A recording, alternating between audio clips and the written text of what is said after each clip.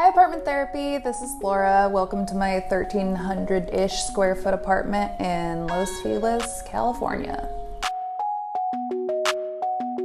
I'm very into glitter and pink and Barbie and like camp, but I also like grew up on a farm and did rodeo, and so I have like all of that background. Feeling wise, there's nothing better than just like being greeted by a ton of color and rainbows every day. I feel like if you don't have color in your house, it's just like an immediate mood booster and really just an easy way to like express your personality and just kind of set the tone for something.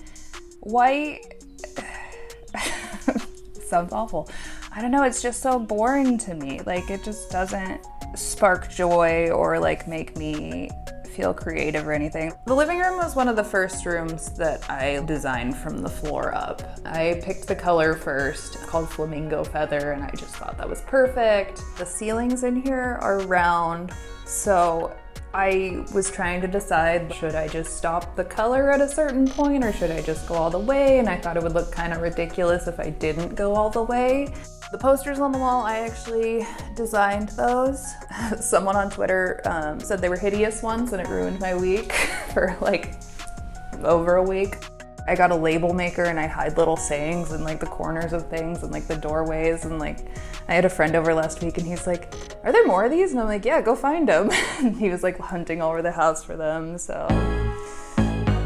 I always go into a room with like a theme, and I feel like this room, I wanted to do cowboy disco. These guys started popping up on Instagram called Very Gay Paint, and they were doing murals in LA, and I was just obsessed with every single one they did. And I had given them the disco cowboy theme to work with, and so they sent me the like proof, and I was like, honestly, this was so much better than anything I could have dreamed up. So welcome to the beauty room. This is what the inside of my brain essentially looks like. Basically, it's a glorified closet. We're in the kitchen / kind of laundry room. This used to be like my least favorite room in the house. The floors were just so ugly. It was like that, I think it's parquet, where it's like 4 quads and just like the ugliest color wood tile you've ever seen. That was one of my big first projects that I did, was redoing the floors in here, and I just did the vinyl stick-on tiles. I think my home reflects my city in a lot of ways, like the whole movie set thing, like the mixture of glamour and trash and drama. So this is the purple room, and I always feel like it looks like it's like a Nickelodeon teen set, but I love that.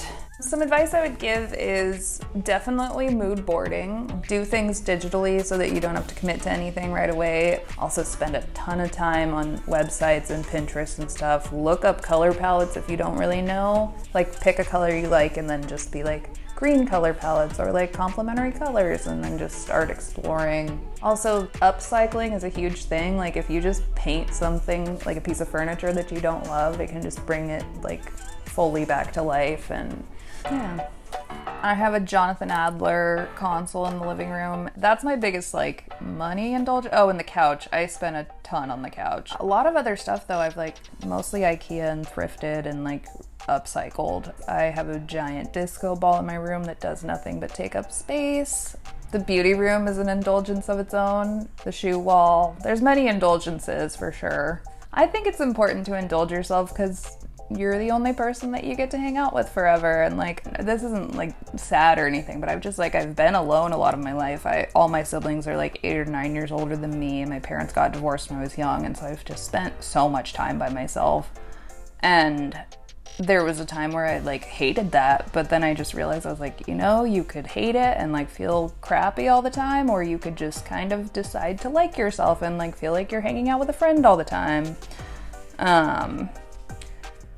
Yeah, I think that like reframing your perspective on anything that you don't like is like the most important thing in the world, and that you have the power to do that. And so